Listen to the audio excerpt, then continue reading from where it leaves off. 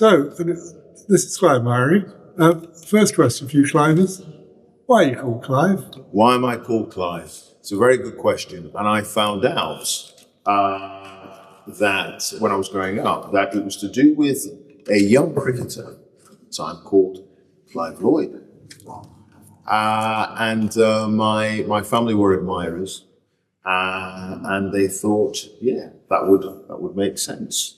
And actually, I'm working with Sir Clive Lloyd now on a new charity that he's starting up to try to encourage awareness about prostate cancer. And my older brother passed away a few years ago from the condition, and it is quite prevalent within the African diaspora and the Black community. So I'm working with my namesake. Who's, by the way, very chuffed that he's named after him. I'm very chuffed I'm named after him, let's put it that way. So, but I mean, this is 63, 64, when the West Indies were actually prominent. What did that mean to you as a black kid in Bolton, and did to your family, to have a team that was winning? It's really important, actually, really important, because my parents came to the UK in 61 and 62. And my dad came first. She flew over. She's a bit posher than my dad, who came on a boat, on a ship. And she's always believed she married beneath herself. My mum. They're divorced now, but they still talk to each other, barely. It was important to have, representation in a country that was alien on so many levels. And a sense that you weren't alone. Having flown 6,000 miles or whatever it is, 6,000 miles to a sort of northern mill town called Bolton in Lancashire, a little bit drafty, grey, cold, compared to the vibrant colours of the Caribbean and so on. So to see the West Indies as a team and doing so well was something that was important to those Windrush generation immigrants, and helped solidify a sense of belonging for that community that was obviously facing difficulties when it comes to racism in a new land. We're both Caribbean boys. I was born in Guyana. He was born here with Jamaican parents. Yeah. So I'm actually more West Indian than him. That's right. That's absolutely true. How many black people were in Bolton at that time? Not many, actually, when I was growing up. And that's still pretty much the case now. The bulk of the black population would have been in a bigger city like Manchester or further south in Birmingham, or, of course, Brixton in South London. So it was mainly, the immigrant population was mainly South Asian at that time, when I was growing up in the sort of 60s, 70s. That big wave of Asian, Bangladeshi, Pakistani and Indian migration around 74, 75.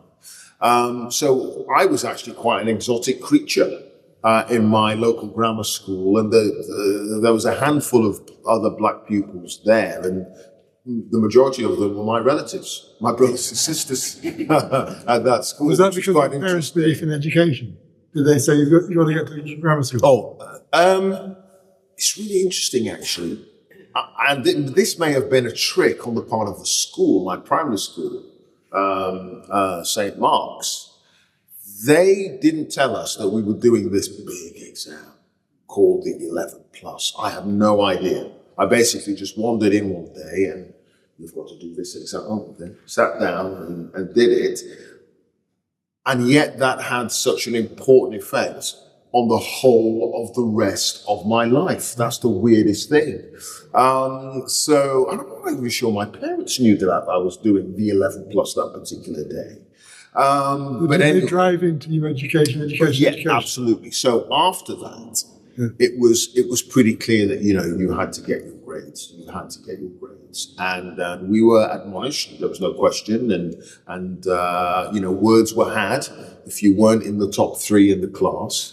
And it was, essentially that whole idea that being from a minority, being black, you know, if you're going to make it in this world, you've got to be able to deliver.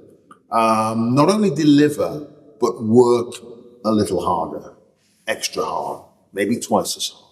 And that was something that was instilled in me, that my sisters and brothers instilled in their children, that Barack Obama's mom instilled in him.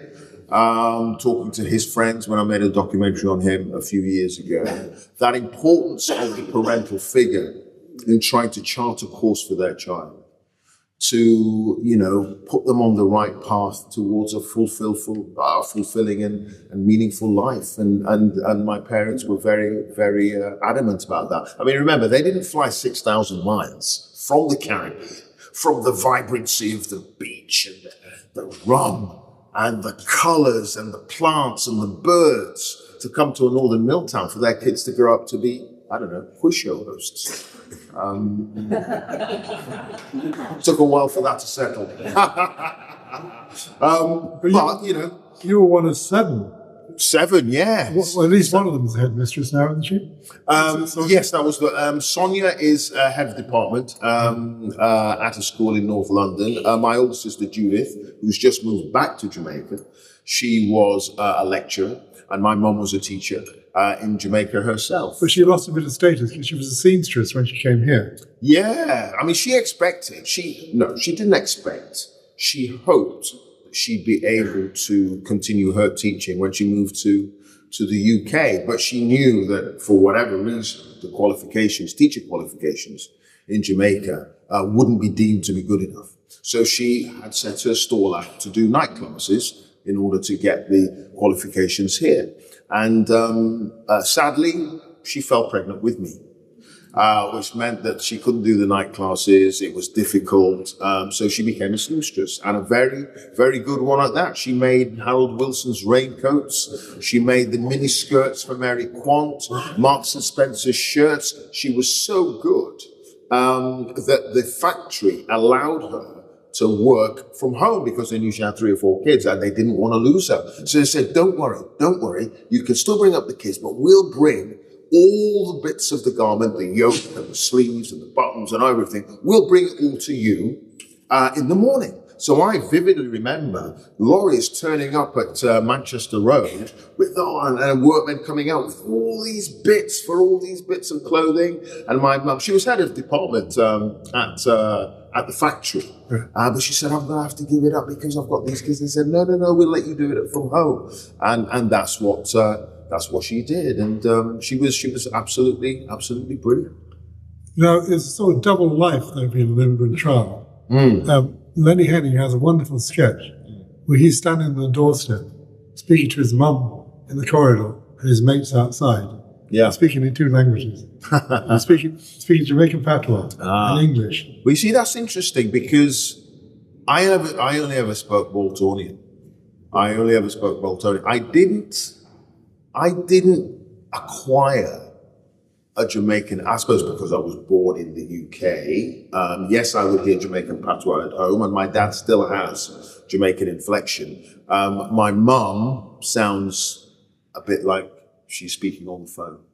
Hello.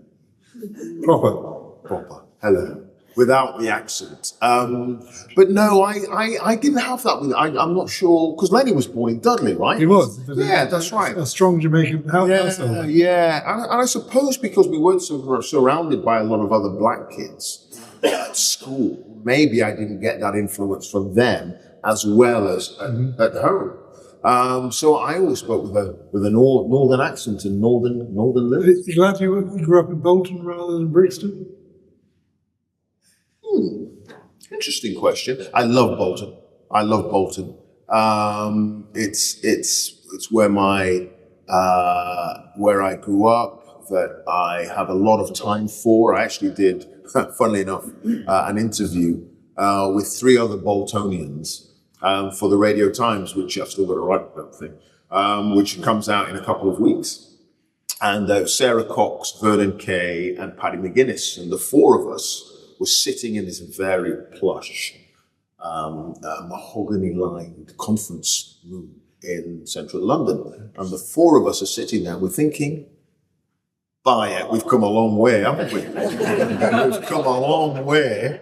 And I was interviewing them because of Children in Need coming up, and Sarah Cox was doing a seriously big challenge, ultra marathon challenge, and Vernon and Paddy have done similar things. But for the four of us to be sitting there thinking, yeah, you know, we haven't done too badly between us. I don't know. I suppose I love the fact that I'm from the north.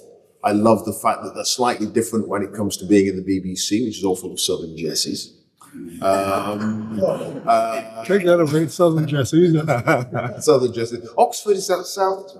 Well, it's south of Bolton, isn't it? South of Bolton. And so, yeah, no, I'm very proud that I'm from Lancashire. And I always say Bolton, Lancashire, not Bolton, Greater Manchester. We are no appendage of any other city, ladies and gentlemen. We are Bolton, Lancashire. I'm very proud of that. So no, I'll take the Bolton with a B and not the Brixton with a B. So were your mates all white and Harvard Grammar School you went to? Hayward Grammar School. Yeah, they're pretty much white and Asian, South Asian. Yeah. Right. You were coming top. You were in the top three. Yeah, well, what can I say? I mean, you know, it was the old, you know, threat of the belt from my mum if I didn't get A grades. No, she didn't whip us. But no, it was, you know, the importance of education always was instilled in us, and you know, reading it, and having said all that, broadening the mind. I mean, there's nothing wrong with that. It's fantastic to be able to sort of, you know, read, you know, good literature and get a sense of the world and what it means to be a human being, and just educate yourself, move out of your confines, have a window on the rest of the world. And a lot of that window for me was through newspapers. I had a paper round. I got the newspaper here. You got a newspaper there. And what did you used to do on your paper round when you were delivering? John Mayer. So, and my sisters really still rig me about this today. I would get copies of the Times and the Sun and the Telegraph and the Guardian and all this. At the end, I'd get them free after I finished my round, and I'd pretend to be Trevor Donald. So I'd put on my glass and I'll say, "Good evening, it's 10 o'clock. Bus services must now be a cash cab. Bid to bring transport under public control." And my kid sisters would go, "Really?" He was your hero. And I'm still pretending every night. I was pretending last night. 10 o'clock. And Trevor was your hero. Absolutely. It was Trevor because he was, obviously, he looked like me, sounded a little bit like me. Trevor's a Trinidadian, by the way. Yes. Inter-island jealousy. Yeah, well, yeah, Trevor's from that sort of minor bit of the Caribbean that we don't really talk about, but it's okay. And you too, Trevor. But I've forgiven you for not coming from the great island of Jamaica, but it's okay. And there was another guy who really impressed me and made a big impression on me, and that was a chap called Alan Wicker. And he had this program called Wicker's World, which was just wonderful. He'd be in Japan talking to geishas. He'd be in Haiti talking to Papa Doc. And actually, I'm in the House of God, so I need to be careful. But one of his reports, 1972, 73, I couldn't believe it. He was in a place called California and in a city called Los Angeles. And he was talking about the phenomenon where people would go into hospital, right, and get their faces changed and altered, and they'd get bigger boobies, and it was plastic surgery. And it was the first time I'd come across this idea of plastic surgery, and he did a big special on it in California, and I'll never forget it. And I just thought, there is so much going on out there beyond Bolton in Lancashire, so much going on, and those are the stories that I want to tell. I just want to know what it's like to be a human being living in Somalia or Cuba or Russia or South Africa or Australia, you know. So I want to travel and see all these different things, and that was my sort of lodestar, as it were, Alan. But he didn't look like me, he didn't sound like me, and then I saw Trevor, and I thought, hey, it might be possible, because Trevor was doing similar sort of things as Alan. But they're the two most important influences of my early life. You're the first journalist in your family. I remember being with your sister in your book launch, and she was in total awe of some of your colleagues.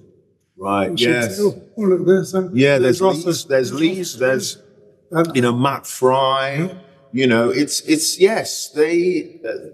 Yeah.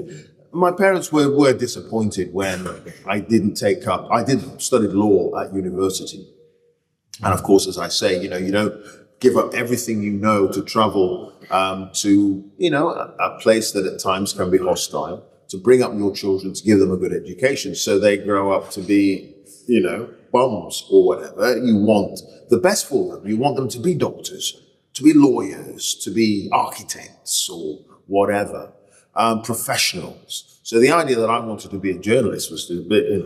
And did they stop you? They said you were doing law. They didn't stop me, but I knew the sacrifices that they had made, leaving everything that they knew in Jamaica to bring up their kids here. So I wanted to acknowledge that, but at the same time harbored within myself a desire to be happy and do what I wanted to do. So I did study law at university, but as soon as I finished, I was writing little articles down in Sussex, where I went to university, getting into journalism. And I applied to the Middle Temple to become a barrister, and I got a place, but I applied to the BBC at the same time. And it wasn't a difficult decision for me, but I know my parents were disappointed. And they've only come round in the last 2 years after I took over Mastermind. You finally made it, Clive. It's about time. Afghanistan, Iraq, Ukraine, I don't care. You're the new Magnus. That's all that matters. Dr. Myrie now has a doctorate from Sussex and from Warwick and from Oxford. I'm from Staffordshire and from I've actually got Kingston, when Clive got Warwick. his Oxford doctorate in June, I couldn't get a place, so I contacted him. And I went along as his +1. Yeah. I was Catherine, my wife, couldn't make it. I was his wife for the day. Yes. You look lovely, darling. And I actually had great fun because we had this posh with all this pros beforehand with a VC. And I walked across and said, Mr. Myrie, I always admired you. and he gave me a big hug. And I said to Myrie, it's all right, we're all friends. So what does the Caribbean mean to you now? Or what does Jamaica mean? Yeah, it's a good question, because it's where my roots are. And they obviously extend out of Bolton into Jamaica and then back to West Africa, ultimately.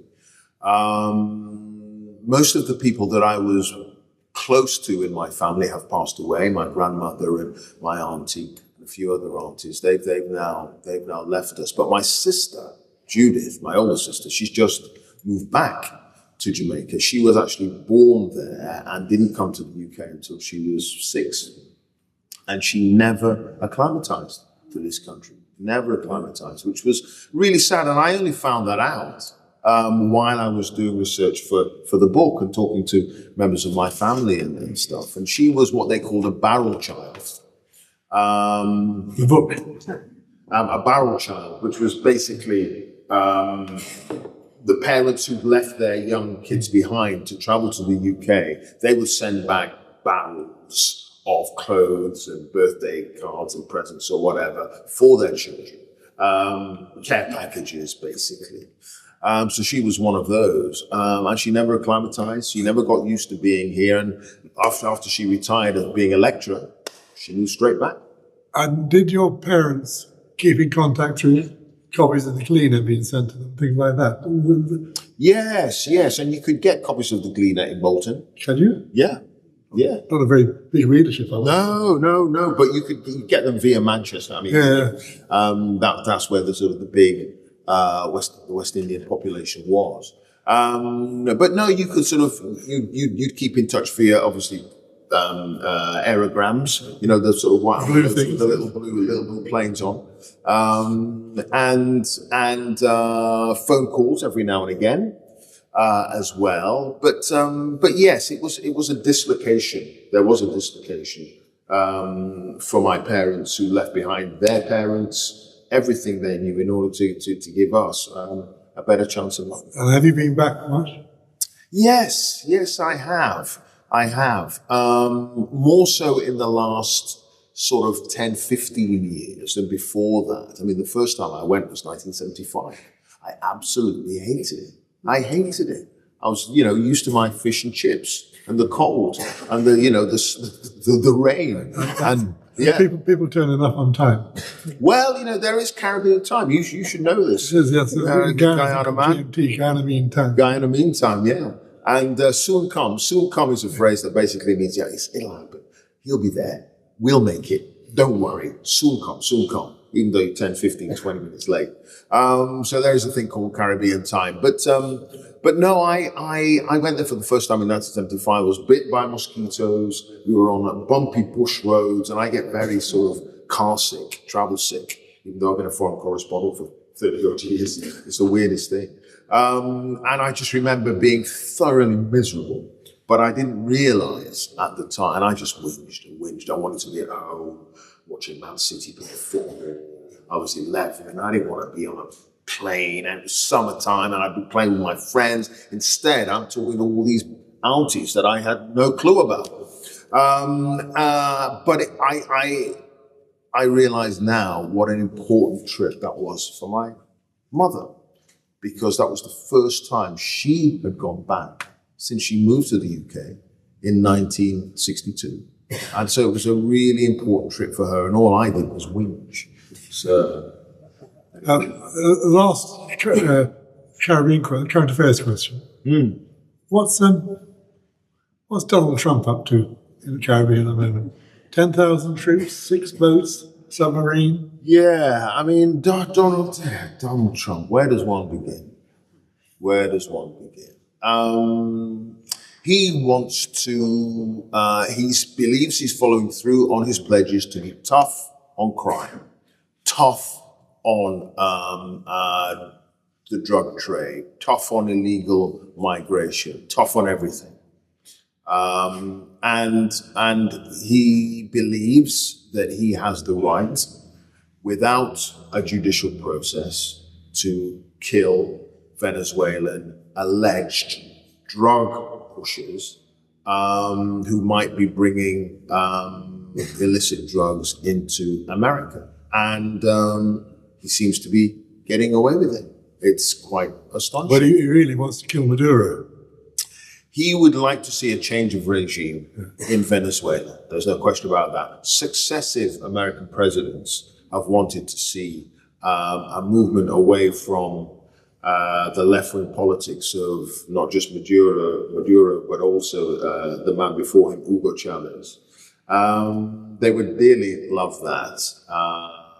But the Venezuelans, or at least Maduro, seems to have a different idea.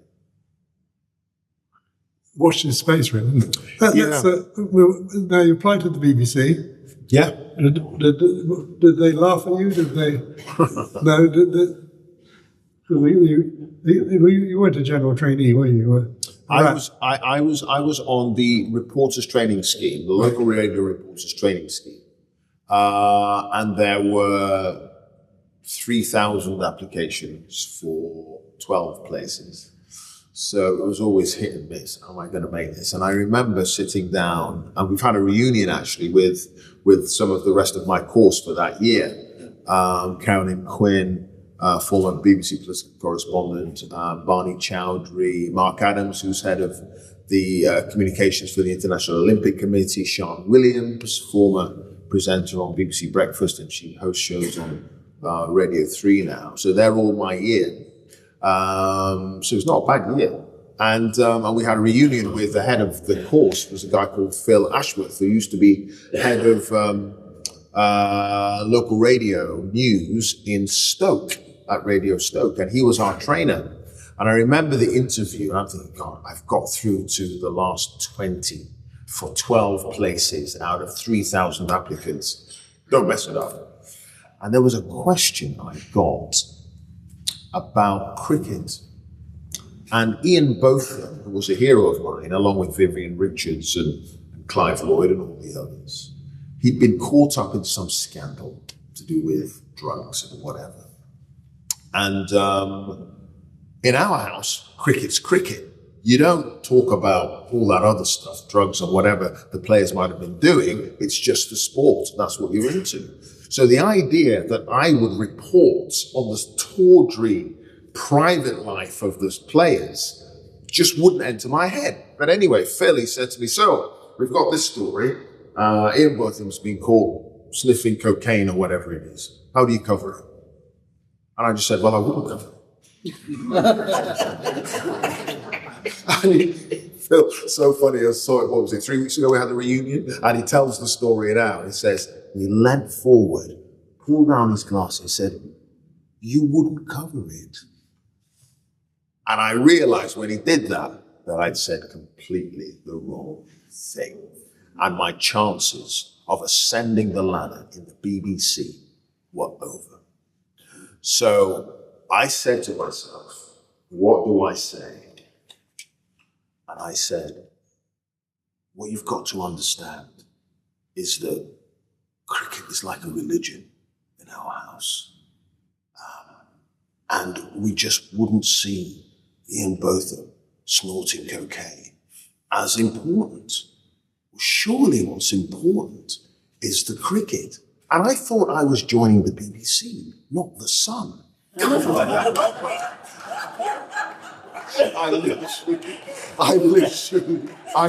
that up on the spot. Now, You dug yourself out. oh my God. So Phil, he says, that was amazing. Completely the wrong answer. But at the same time, the right answer. You're in. And that was it. And to this day, he says, I got that place at the BBC by the breadth of a hair. Well, that one answer. Jeremy Paxman was asked at one of these interviews, what would you do if you saw the head of the RA across the other side of the road? He said, I'd go and shake his hand. Oh. We still got him. Oh. So maybe you have to be subversive to be at the BBC. So all that stuff about the BBC is just conformist and conservative. No, it's full of radicals. It is. It's full of radicals. Did he say that? He did. Said that. He did. At his interview. Robin Walsh, who you know, interviewed him to be a reporter in Northern Ireland. And when Paxman left the interview, they all turned to each other and said, do you think we impressed him? Radio Bristol. Radio Bristol, that's where I started. Loved the West Country, and that's where my formative years in journalism, professional journalism began. It's a sports station, stories. Exactly. And cricket, of course, very big with Somerset and, Joel Garner, Viv Richards. And Botham. And Botham. And, of course, Bath Rugby, Bristol City football. Not so great. But, yeah, wonderful sports. So you took a diversion, went to LBC for a year. I did. I was in the office in local radio in 1989, and I'm looking up and I'm seeing this amazing woman called Kate Adie, and she's reporting on the Tiananmen Square massacre. And I'm looking up and I'm thinking, that's what I want to do. How do I do that? And the BBC, it was very staid in those days, not massively progressive, and it just felt to me as if it would take an age to get to that stage where I might even be considered to cover a massive story like that on TV. And when you've got a dream in your heart, you've got to work out, and I say this to young journalists or any young person trying to forge their way in life. Decide what you want ultimately and work out a path to get it. And I realized that if I stayed in local radio and the BBC and possibly got into local TV and then got into network TV, it might take ages. So I needed opportunities to do bigger stories quickly. So I left the BBC, and the BBC were like, How dare you? How dare you? Of course, it doesn't happen. Now people come in and out all the time, and the contracts are short. They're not for life and all that kind of stuff. But in those days, they thought I was crack. And all my colleagues thought I was cracking. You're leaving them. It takes ages to get in and you're leaving. I said, I need better opportunities. I left. I went to Independent Radio News, IRN, which is the sort of independent service for radio stations, the ITN version of for radio. And one of my first assignments was to Northern Ireland. And I covered the fall of Ceausescu in Romania. I got big story, interviewed Stevie Wonder on his birthday, which was amazing. Slight diversion. Yeah. At the back of the room is John Riley. John! Who's head of Sky News for actually 2 decades, who was the BBC News trainee. Yes. And when you tried to leave, what did they say to you, John? Really? Hang on a second, John. Let's get a bite to you, John. Good to see you, man. So I was a graduate trainee at the BBC back in 1987, a couple of years before you. I hated it. I couldn't read it quickly enough. I left 2 years after I'd started, and like you, because we was driving me hard to get here. Why are you going? Yeah. It was bureaucratic and overstaffed. Yeah. And they didn't like Americans. Yes. And I went to ITN News at 10, had a fantastic 5 years, and then I went off to Sky for far too long, for 28 years. Yeah. Made absolutely the right decision to leave. Yeah. Absolutely. They didn't really respect talent. You had to time certain. They couldn't be bureaucratic. Just I'm not very fond of it. Yeah, I mean, it has to be said that the BBC, I don't know if that's the case now, maybe it still is, they only really value you when you leave. They only understand how good you might be when you leave. So I left, and they apparently were kicking themselves, and then a job, I wanted to get into television, and then a job came up in local TV back in Bristol. They thought, Clive, and of course I knew Bristol from my local radio days. I'd done a little bit of TV at IRN because it was owned by a company called Crown Communications, I think it was, and they got the franchise to provide the news for a service called Sky B. They had these square reel things. I remember them. Oh, square reels, remember those? So I was one of the founding news presenters on Sky B. So I had a bit of TV experience, I had radio experience. I've been in Northern Ireland. The BBC were like, come back. So I did, and I've been stuck with them ever since. But Bristol is a tiny, tiny transmission area. Well, it's Bristol, the city, yes, but the BBC down there covers the southwest, so it's pretty. Oh, it's pretty big. But then you went to Network News. Yeah. At what point did you say, "I'm not doing black stories"? Now that's interesting. And Trevor and I, as you know, had this discussion in front of an audience about a similar sort of thing. I didn't want my colour to define my career, particularly at the beginning of my career. I wanted to be in control of how the public perceived me. And I didn't want the public to see a black journalist. I wanted the public to see a journalist who just happens to be black and forget the fact that I'm black, and simply listen to what I've got to say. And so it's about mid-90s, and I was in the pool in London, which is the general sort of reporting pool, and you're basically ready to go off and cover any story whenever. It was the Notting Hill Carnival was on, and they needed someone to go and report on the Notting Hill Carnival, and I was like, it's not going to be me. You're not going to send a black guy to the Notting Hill Carnival. I'm going to put my foot down. I'm not going to, because that's the kind of lazy thinking that a lot of bosses in those days would have fallen into, and some still do today. Black guys send them to Notting Hill. If it's a sort of soft social affairs story, Women's Institute bake sale, send the woman, and that's what tended to happen. That's what happened. The Kate 80 was an anomaly. Certainly in broadcasting. Anyway, there were a lot of incredible female war correspondents in print, in newspapers, but not so much in broadcasting. And I had a long chat with the foreign editor at the time, and he just said, "Look, what is it you want to do?" And I said, "Well, I don't want to be seen as the black guy covering black stories. I want to do all kinds of stories, including black stories. But I don't want you to fall into lazy thinking. And he said, okay, and that's partly why I'm still with the BBC. They got that. They got that 20 odd years ago. They didn't resent it. They didn't say, no, years at all. No, not at all. They didn't. They didn't. And I value that to this day. Mm-hmm. And so the foreign editor, a guy called Myrie, he said, okay, we're going to send you to Japan, the most undiverse country on earth. And I had 2 years in Japan as the BBC's correspondent there, which was incredible, absolutely incredible. And I hope after coming back from Japan and then going on to do other things that people did start seeing me as simply a journalist and not a black journalist. And that's been really important to me. And as I've gone through my career, I am the first to put up my hand to do black stories because I believe I won't be seen to be defined by those stories. I'm just a reporter who's there and potentially could bring an extra element because I'm black, absolutely, as might be the case if Fergal Keane is covering a story in Dublin or a woman is covering a story on sexual abuse or the Me Too movement.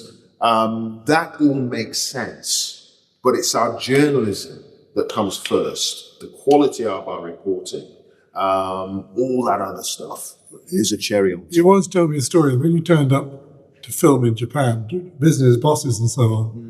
They thought you were an electrician. They didn't realize you were a correspondent. Well, not even an electrician. They just didn't think. It was a head of a very well-known automotive company, car maker, and the producer who spoke fluent Japanese, American guy, David. He was talking to this guy, and then they started speaking English, and he just wouldn't look at me. Just wouldn't look at me. And it wasn't because he was being racist. It just didn't twig in his brain that I might be the leader of the team, not the white guy. So eventually I had to say, excuse me, so it's talk to me. And he was very apologetic and it was absolutely fine. But, and you get that in some communities. I mean, when I'm reporting from Africa, there is this shock that the guy leading the team is a black man. That's wonderful. That's great. Isn't that amazing? But I mean, I covered the US election last November and covered the inauguration. And I'll never forget. But it's interesting that this figured in my brain, given everything that I've been through over the last few years. I stood there on this platform, raised platform, which overlooks the White House. It's the inauguration. Capitol Hill is over there, where he was being sworn in because it was too cold to be outside. And I looked down the length of the platform with all the world's broadcasters there. And I was the only black person. And this was January 2025. I'm still the only black person. And I'm sure 25 years before, it would have been Trevor. And he would have been the only black person anchoring the coverage for a major network. Bad black people anchoring, surely CNN. Not anchoring, no. Oh, really? Not anchoring. They would have had correspondents in the field, but I'm trying to think, who are the black anchors at CNN? So am I. Yeah, I don't know. From Japan, you went to North America as LA correspondent? No, Japan, I went to LA. I was there for 4 years, which was amazing, absolutely fantastic. I covered Central America, South America, Clinton, and his impeachment with Monica Lewinsky. So I was in Washington a lot doing that. That was brilliant, absolutely brilliant. And, hurricanes in Honduras and civil war in El Salvador and all this kind of stuff. That was amazing, absolutely amazing. That was a really, really good time. And that was after my Japan posting, yeah. Where do you learn most journalistically, in America or Japan or where? It's a really good question, you know. The craft of writing to pictures, writing for television, I think I picked up the most experience in Asia, not in Japan, but as the Asia correspondent based in Singapore. And that was a lot to do with the cameramen I was working with. 3 cameramen, Joan Chung, Joe Pua, and Darren Conway, who were 3 of the finest. So you still work with Darren Conway? And I still work with DC, and Joan, and Joan less so, but Joe Pua every now and again in DC, yeah. Darren Conway is a few news cameramen who gets a credit, an on-air credit. Yes, we do that every now and again, depending on the complexity of the story and how dangerous it was. But yes, Darren would get on-screen credits, and they really taught me how to write to pictures. I.e., if the picture is saying something, you don't say it. So if the helicopter is flying, you don't say, "As the helicopter took off." Now, you see that a lot. That kind of thing, sort of an economy of words. Martin Bell and John Simpson. I was going to ask, who are your heroes? John Simpson is a local boy, isn't he? Yes, that's right. I mean, you know, my reporting heroes are Sandy Gall. Sandy Gall just passed away. Sandy and Michael Bronson. I loved his political reporting as a kid. I'm mentioning a lot of ITV, ITN reporters, because that's who we grew up watching because of Trevor. We never watched the BBC. The BBC was all a bit distant and a bit posh, a bit fancy. So my dad would be 10 o'clock, news at 10, ITV, Trevor McDonald, Sandy Gall, Alistair Burnett, Reggie Bosuke. These were the people that I grew up with. And you know, ITV provided the majority of my reporting heroes. Who are your current heroes? Journalistic heroes. Journalistic heroes. Currently, I mean, I love Matt Fry at Channel 4. He's a good mate. Matt is a brilliant writer, partly because he's German. English is his second language. I did a thing with him last night. Yeah. And I think that means that he is a little bit more creative in the way that he uses English. So he's absolutely wonderful. Fergal is amazing, absolutely amazing. I love Lise Doucette, who's just a wonderful, wonderful human being. So Jeremy Watson is Channel 4? Yeah. Funny haircut? Yes. Who was at Newsnight, wasn't he? He was. I forget his name. He's very good. He's very good. He's very, very good. No, there are contemporaries of mine who I have a lot of time for, and who are brilliant journalists telling us about the world, which is what we need. What makes a good TV reporter? Someone, I think, who is empathetic, who can take you to the heart of a story and thinks the way you would think about a story. So you're in Ethiopia and it's 1984. You have the worst famine for a century, a biblical famine, to quote Michael. And you see a starving child emaciated on the floor. Any viewer watching that would want to pick that child up and would want to hug that child and give a little bit of comfort. And that's what Michael did. He did that. Now, to this day, talking to him about it a while ago, he says it's the worst thing he ever did because he felt he crossed the line. I completely and utterly disagree. What he did was show his humanity. And the best reporters do that. That's Fergal. Absolutely. That's Lise, without a question.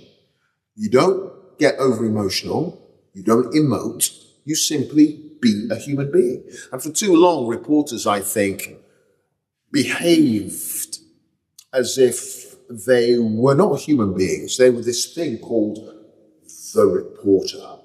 They turned up at the scene of the crime, the famine, or the war, and they had their beautifully pressed trousers on, a crisp blue shirt, and they would push their nose up against the window of the story, and their hands would be on the glass, But it was the detachment that didn't bring in the viewer. And you've got to be careful how you do it. You can't cross that line and become over-emotive. But you're trying to get across the power of the story and how a viewer is feeling about the story. You're not telling the viewer how to feel. You're just being a human being. And seeing a starving child, you want to do something. Seeing, devastation in Ukraine or Gaza, it's just appalling. It's just, that's how a viewer reacts. And I think in a measured way, that's how you should react as a reporter and bring the story home to the viewer, to stop them saying, oh, I don't want to see any more death and destruction. I'm going to make a cup of tea. Bring them in. Make the viewer feel, thank God that's not my child. Thank God, we don't live in that kind of country. We don't live in that kind of world. Maybe the next time I go past, another charity shop, I'm going to drop something off because that money might go and help somebody else. That's what you're hoping for. I mean, a good, become a good friend of mine now is a chap called Don McCullum, who is one of the greatest living war photographers. I was chatting to him yesterday. He's 90, yeah. He's still a good-looking bugger, though, isn't he? It's outrageous. Yeah, I was chatting to him yesterday, and he did an interview for the Today program this morning, actually. And he was talking, he's so depressing sometimes in talking about none of my work had any influence. None of my work convinced anybody that war is bad. None of my work did it. And I think he's over-egging it a little bit, but I think he does feel that he hasn't really changed anybody's mind about anything. And I keep having to say to him, you did. You have. You've brought home the reality of what an awful thing war is, which is why we've got to be careful whenever we do get into a conflict to try to stop it. At the beginning of COVID, you did a series of startling reports from London Hospital, Bath, which one? Yes, it was the Royal London Hospital. Royal London Hospital, which actually brought home to people what it meant. It actually brought death straight up here. And was that emotional for you? Yes, it absolutely was. And it's interesting, I'm asked every now and again, in any of your assignments, where have you most been worried, scared for your life? And people expect me to say Afghanistan, Iraq, Ukraine, whatever, Israel, Gaza. And a lot of the time, I just keep thinking back to those first few weeks of COVID, when I went into an intensive care unit in a really busy hospital in the East End of London, the Royal London. Because at that stage, so 3 or 4 weeks after lockdown, people of colour seemed to be dying more frequently. And no one was sure why that was, whether there was some propensity within the virus that meant it was more deadly to people of colour. But actually it was to do with longer term issues, to do with health outcomes, poverty and so on. Ultimately that was discovered, but I was seriously concerned going into hospital, thinking if I get a speck of this thing on me, am I done for? So that was very scary. In those first 2 or 3 weeks in the intensive care unit, we would be putting on 3 layers of clothing, 2 masks that pinched right into your skin, 3 pairs of gloves, stuff on top of that, and on top of that, and on top of that. And the whole staff, because they didn't understand the virus in those days, it was horrific, absolutely horrific. But for me, it was about getting across how awful this was, not just for us stuck at home. It was a sunny period, I remember, the first 3 or 4 weeks of lockdown, and people were quite happy to be off work for a while. It was quite nice.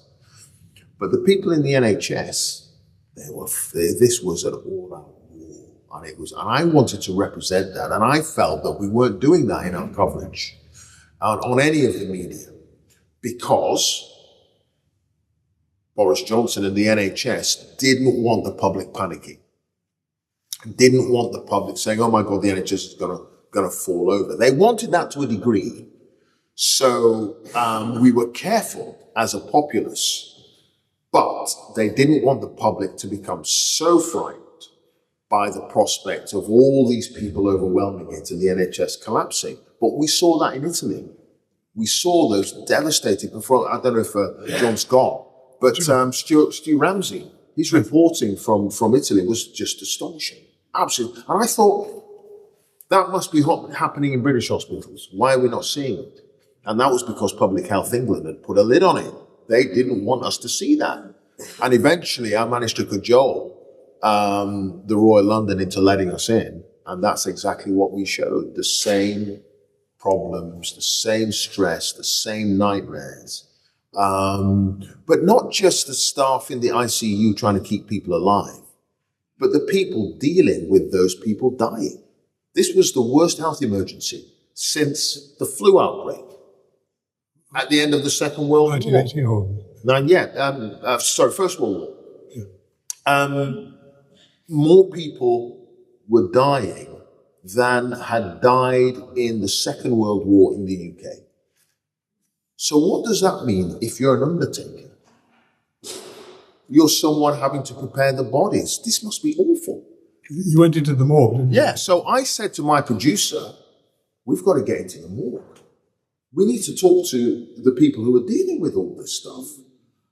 And I just assumed he'd come back and say, no, you can't get into the morgue. Because they must have told everyone else you can't get into the morgue, because that must be why I've never seen the poor people dealing with hundreds of bodies every single day. It must be because the hospital authorities have said you can't go in. He comes back to me 2 hours later, says, yeah, they'll let you in. And I said, really? He said, yeah. I said, how come? They said, well, no one's ever asked before. So we filmed Helen, this woman, who ran the morgue department. 5 women, all women. And they couldn't talk to anyone else about this because it's a bit of a turn-off talking about death. So she didn't even talk to her husband about it at home when she went back. Oh, what have you been doing? Blah, blah, blah, with more bodies, blah, blah, blah, blah. None of that. So the 5 women bottled it up between themselves. Absolutely astonishing, absolutely astonishing. Tens of bodies every single day. And you remember when we were all eating out to help out? Remember that? We were all getting out, sun was shining. That summer, the woman who was running the morgue, she said all she could think of was the coming winter. Everybody going out to have a meal and have a laugh, and not wear their masks, because it's my right not to wear a mask. It's my right. No one's going to tell me I'm not going to wear my own. Social distancing, what's that? Do me a favour, it's all over. She spent that summer worrying and worrying. Come September, October, bodies started filing through, dead people. And I interviewed her, and she's on the camera, and I said, what must it have been like? Worrying that summer, and then now seeing all the bodies coming through. And she looked at me and she said, well, you know, you've just got to get on with it. Just deal with it. And then she stopped. She looked off into the middle distance and she just broke down. On camera, just broke down. And she said she just hadn't talked to anyone about it before until she talked to us. Now, interestingly, that was incredibly powerful stuff. And the year before was the US election. And it was the year before, yes. And I interviewed a guy in the Navajo Nation who ran the local morgue because COVID was devastating to the Native American population. And a lot of it was other Americans coming in, bringing it in, people saying, I'm not wearing a mask. I don't see why I should. They brought it into the Navajo Nation and it was devastating, absolutely devastating. And I interviewed this guy, the head of the morgue, similar sort of thing. And he got in touch after the interview with the woman at the Royal London who was running the morgue. He got in touch. because the piece was shown on BBC World. So he got in touch from Arizona. And he said, thank God I'm not alone. There was someone else on the other side of the world going through the same trauma that he did, while you had a whole bunch of people saying, I know where it was. Because of the work you've done, you have a lot of power. You can say, I want to do this or I don't want to do that. Can you not? Do you have enough power? Yeah, I suppose. You can kill I a suppose story. I mean, people listen. I don't know. I don't know if I've ultimately got the opportunity, or rather got the power to sort of stop something or start something. But people will listen to my point of view now. Yes, and it will be considered. Whether or not it means anything is debatable. But yeah, people will listen to me. Yeah. How did you get off the road into the presenter scene? Wow, it's the weirdest thing. So I started in Japan, my foreign correspondent journey, my attempt to be Sandy Ball, falling incredibly short. Started in Japan, went to LA, then South Africa, then Singapore, then Washington, then Paris, then Brussels. And my wife and I had an idea that it would be lovely to be in South Asia, to be the South Asia correspondent. So Pakistan, India, Bangladesh, Afghanistan. And my wife was really, really keen. And the BBC, out of the blue, came to Paris. Boss came to Paris and said, we think you should come back and be a presenter for Jericho. I said, why would I want to do that? Sitting in the studio, reading out loud. That's a bit bonkers. A gob on a stick. A gob on a stick. Yeah. And I said, I want to do that. Anyway, we went to Delhi. My wife's really excited. We went to Delhi. But the thing is, I'd been abroad for going on 18, 19 years. And at some point, I was going to have to move back to the UK. At some point. Because, we're from big families. Catherine's Irish Catholic. Family of 6. I'm from a family of 7. Elderly parents, so on and so forth. So we were always going to come back. And you want to move back to the UK after you've been abroad for so long to a new challenge, to something interesting. I didn't want to just go back and be a reporter in the pool, sitting there, waiting for the next story to come along, a bit like I was in 1996 when it was the Notting Hill Carnival. I didn't just want to do that. I wanted some new challenge. And this was an opportunity. They said, the deal will be, you can come back, present, but you can also go away as well. So you can have the best of both worlds. So I said, yeah, why not? Give it a go. And it's been all right. Is it difficult to present? Do you wish you were Tom, what's his face, on ITN were allowed a little bit more latitude?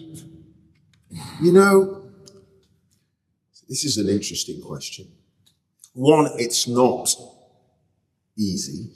I wouldn't say it's difficult, but it's not easy. You've got to believe what I'm saying. When things go wrong, it's not easy. When things go wrong, it's not easy. It's not easy, that's right. You have to dig yourself out. Yeah. You've got to believe what I'm saying. Yeah. You've got to trust me. I've got to be, I suppose, welcoming enough for you to want to, when I knock on the door at 10 o'clock, open the door, say, hey, Clive, come on in. Rather than open the door and think, and slam it shut in my face. So, and that is tricky acquiring that, I think. Believability. People trusting what you're saying, wanting to hear what you've got to say. Yes, when things go wrong, that's when you earn your money. And the point is, you don't really know when things go wrong. Because hopefully we've been so good at covering it up, or at least I've been so good at covering it up, you don't know. But I'm hearing in my ear, all hell is breaking loose. All hell is breaking loose. So that's the first. Mike Neville, who you may not know, was a presenter in the North East of the BBC. things that go wrong. And I said, pick up the phone. So he picked up the phone. He said, they told me to pick up the phone. There's nothing here. He threw the phone at the camera. Oh, really? Live on TV? Live on TV. I haven't done that. But there have been times when in my brain I'm thinking I want to pick up the phone and I want to throw it at somebody because this is all going to a not very nice place. Because you're hearing the chaos. I'm hearing that, absolutely. Talk back. Yes, I'm hearing that you have open talk back. Yes. So you're hearing the nightmare that is going in. We haven't got the film. X isn't around, Y isn't around. Clive, just keep talking, just keep filling, just keep talking. Oh my God, I'm going to kill myself. Oh my God, what's going on? Da, da, da, da. All that is happening while you're trying to be calm and welcoming. Good evening, everyone. And someone is going mad in your ear. So that's so. I think the point is, it looks easy. But it isn't. It isn't. It's like synchronized swimming, isn't it? What happens underneath the water? Yes, or a swan. So we are myself, Fiona, and Sophie, and Rita, or whatever. We are the top half of the swan. Underneath the water, it's all hell going. It's all hell going. I'm saying that in House of God. Jon Snow tells a story about when Alistair Campbell turned up at the end.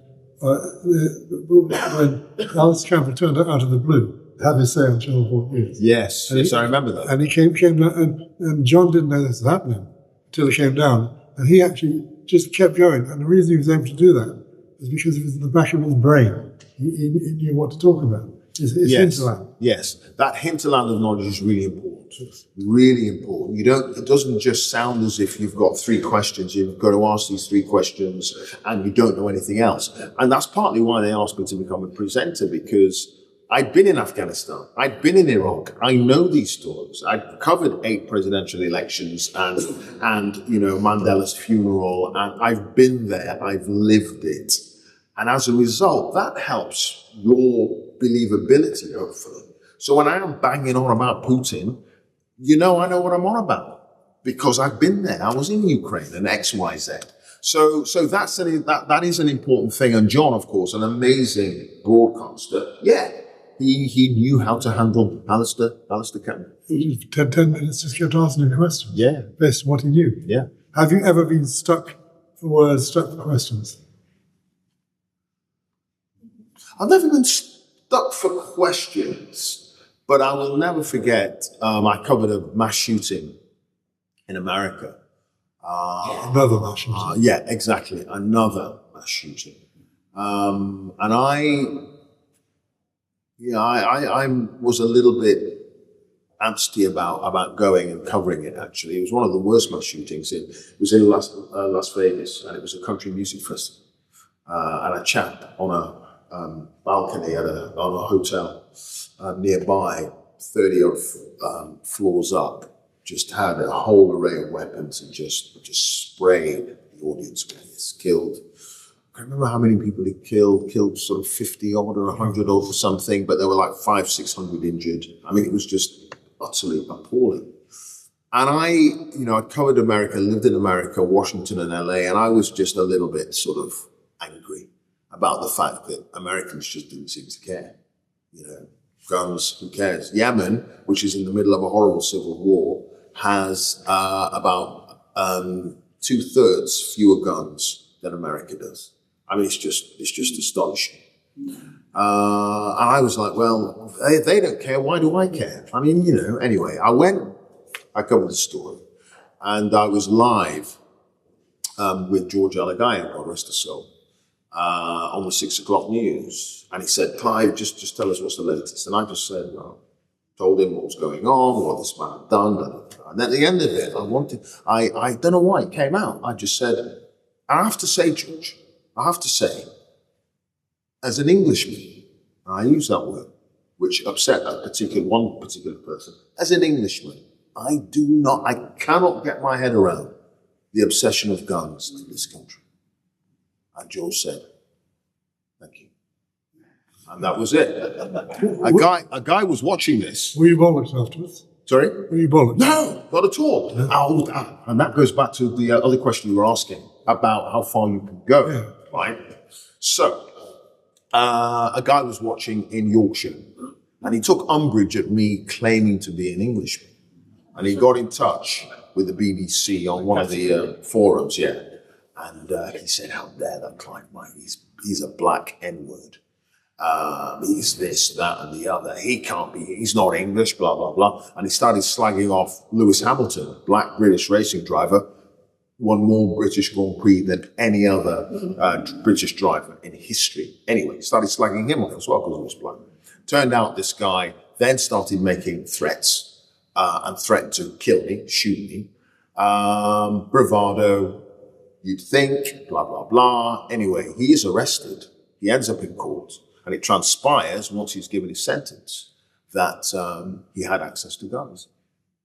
So that was a very, very scary moment. And it all developed from me saying, as an Englishman, which is just bizarre. Anyway, going back to your point about Tom Bradley or whatever, There is much more leeway. there is a lot more leeway at the BBC than presenters think. Right. And I think part of the problem with some BBC presenters is that they think they're in a straitjacket because it's the BBC. Actually, you just need to be a good presenter.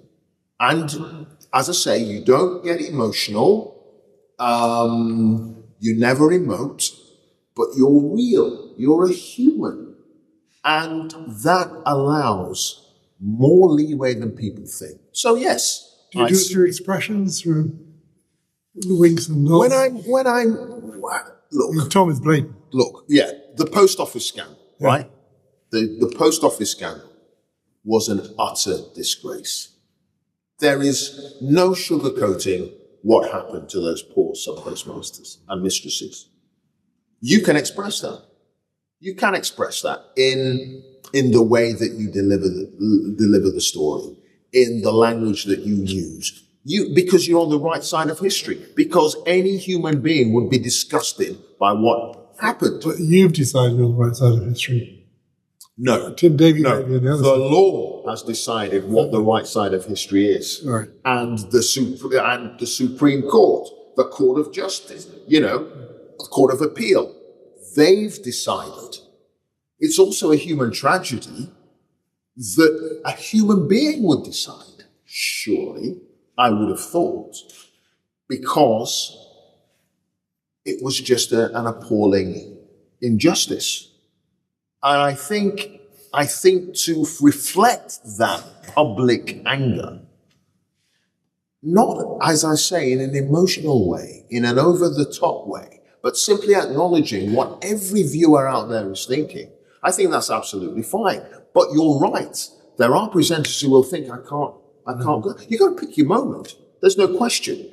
And there's no question that I could say on the ground in Ukraine, this is terrorism. This is terrorism. Gaza, if you ever get there. If I ever get there. And that's the difference. In Ukraine, I was on the ground. So I'm in a residential area in this place called Sumy, which is not far from the border with Russia. Okay? I'm in a residential area. There is a nail bar, a hairdresser's, a pizza restaurant, and a whole bunch of residential buildings, all been blown apart by a Russian missile. It's a residential area. There is no military infrastructure. There are no soldiers. There are no barracks. There are no tanks. So why has it been attacked? I can see it's a nail bar. So I can say this is terrorism because I can see it. I'm not in Gaza, so I can't say it. And that's the difference. And of course, I'm not leveling charges at Israel saying, well, they're only keeping me out because they don't want me to tell the truth. I can't say that. But Israel are not letting me into Gaza. So you've got to ask why. On Gaza, are you surprised at how little fuss has been made about you guys not being allowed into Gaza? Yes. Should the broadcaster John, really make don't more fuss? get me started on this. Well, Don't go get on. me started on I this have to. because this is really, really important. And yes, the broadcasters have made a fuss on this. Enough of the fuss. Well, I'm not entirely sure what more we could do apart from send letters, which we've done. We've got in touch with the Egyptians and the Israelis. We've pushed and pushed and pushed. My issue is with the pro-Palestine lobby. And my issue with the pro-Palestine lobby is that they have not pushed for us to get in there. In fact, what the pro-Palestine lobby has done is done nothing but attack us, which I think is the weirdest thing on earth. And I will never understand, because if you want proof of genocide, if you want proof of atrocities, it is easy to demonize a Palestinian journalist and say they're just a tool of Hamas because they're Palestinians. Are they going to do that with Lise Doucet? Are they going to do that with Jeremy Bowen? Are they going to do that with Christiane Amanpour or an American network or a French TV crew? Are they going to do that? They can't do that, right? And yet, the pro-Palestine lobby are slagging us off, the mainstream media, saying we are simply tools of the Zionist state or whatever. We are simply putting forward propaganda. They should be backing us 100% to be in Gaza. But instead they're not. They're attacking us. And I will never, ever understand that. Never. Moving away slightly, last December you had a little bit of a problem with the corporation. You don't mind me? Yeah. Where you were earning money outside and maybe not telling them or whatever. Did that upset you? Did it? No, not really. No, not really. I should have logged some of the things that I did, and I logged most of the things that I did, but some I forgot to do, and that was the way it was. There wasn't much else I could do about it. But. So it's not new. John Humphrys got done for it 20 years ago, I think. Well, we're busy people. Yeah. You've got to fill in. That's the thing about the BBC. You've got to fill in the paperwork. Yes. And I didn't fill in the paperwork, so. But you only got slightly bothered. Yeah, I suppose. Yeah. I got told off. What's next? Mastermind, network. You're doing a series of them, are you as well? Yeah. We're doing a thing called Just One Thing. You remember a guy called Dr. Mosley, who sadly passed away last year. It still appears an active year, notice. Yes, he must have filmed that series clearly a while ago. But we're sort of bringing back that whole idea of just one thing you can do that is going to improve your life. So I'm doing a nice cup of tea. I'm doing oily fish, the benefits of oily fish. And my sister, younger sister, Sonia, is in that one. And my nephew is in the one where I'm doing press-ups. 20 press-ups a day. 20 press-ups a day, every morning, and the benefits, health benefits, not just for you physically, but also your mental health. And also, I'm doing borrowing a pet. Yes, borrowing a pet. So the idea is not that you have to have a pet full time, but that you can just borrow one. And you will still get the same benefits, health benefits for it, as having a pet full time. So yeah, and that comes out in January. These are all half hours, right? So these are all half hours. It's myself who's doing 4, Zoe Ball is doing 4, and Ronan Kemp is a young presenter. He's doing 4 as well. They're doing different ones. And then my travel series on Africa is coming out as well. You filmed that? And we've already filmed that. So that's in Ghana, Nigeria, Morocco, and South Africa. That's all been done. And that's coming out in January as well. And then we've got the grand final of Mastermind, which will be February next year. We're filming that in 3 weeks' time. So that'll be coming out. So why doesn't the BBC commission you to do one of your passions, Caribbean art? A lot of people know this is one of the biggest collections of Caribbean art in the country, possibly. Frank Rowling or... Yeah. So why not do a series on that before he dies? I'd love to. A lot of the BBC's arts coverage is brought in now. Costs are quite high. So it can be difficult spreading the money around to film everything. But yeah, I'd love to do an art series. What would you really like to make? Yeah. you know, I'm pretty lucky in that I'm doing pretty much what I want to do. I mean, the opportunity to tell the story of the Caribbean, for instance, through my family, was something that I was able to do in my Caribbean series. Just one thing is fascinating, getting my head around all the science, and then of course, you know, the daily news. I present the proms in the summer every now and again, so that's really good. I'm in a very lucky position, to be honest with you. Would you put your hands together and thank Clive very much indeed?